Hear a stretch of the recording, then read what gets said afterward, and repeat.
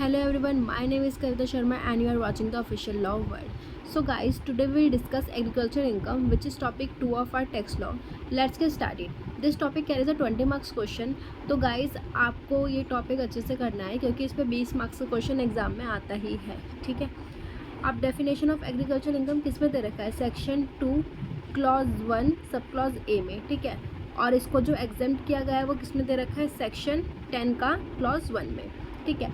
अब basically agriculture income क्या है? ठीक है. एग्रीकल्चर एक्टिविटीज़ से आप जो भी अर्न कर रहे हो वो एग्रीकल्चर इनकम होगा. ठीक है. But as per section 10 clause 1 of income tax act 1961 agriculture income is exemptive from the tax.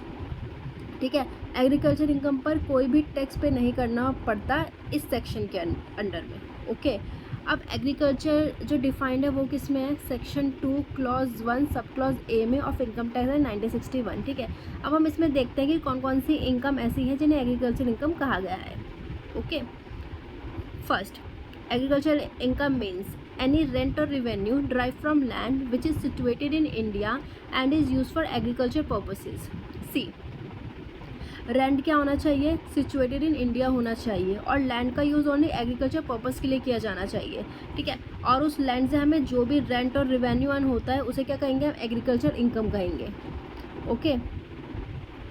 फिर नेक्स्ट है हमारे पास any income derived from such land by in the performance by a cultivator or a receiver of rent in kind or any purpose ordinarily employed by a cultivator or receiver of rent in kind to render the produce raised or received by him fit to be taken to the market. ठीक है. अब क्या है?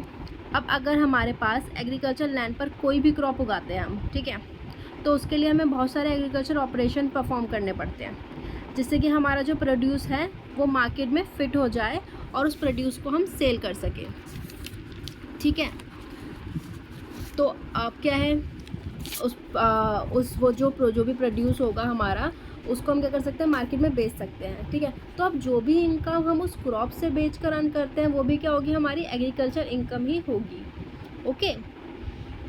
Then वो यहाँ पे the sale by a cultivator or receive of rent in kind of the produce raised or received by him in respect of which no process has been performed than a process of nature described in paragraph 2 of this subclause. Okay. अब next point है हमारे पास any income derived from any building on and occupied by the receiver of rent or revenue of any such land or occupied by the cultivator or the receiver of rent in kind of any land with respect to the which or the produce of which any process mention in paragraph 2 and 3 of subclause B is carried on. ठीक है. अब इसका मतलब क्या है?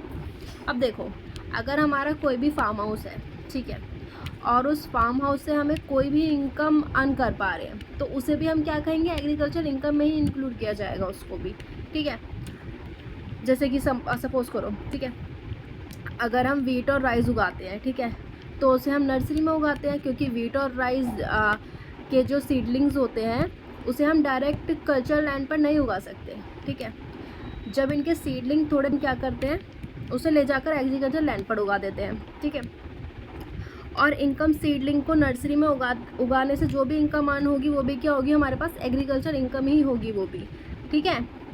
अब क्या बोल रखा है यहाँ पे? The expression agriculture income therefore covers that income which is derived from some agriculture land or land use for agriculture purposes provided and situated in India. ठीक है.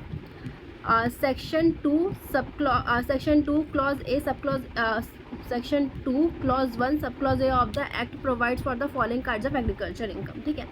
अब इसके क्रक्स है बेसिकली. ठीक है. Rent or revenue derived from land, income derived from agriculture as rent or revenue from land use for agriculture purposes. ठीक है. Income derived from land by performing any process to render the products fit to be taken to the market. Income derived from the sale of produce, income from farm building. ठीक है. अब basically इसके crux क्या निकले? मतलब what is agriculture income exactly. ठीक है.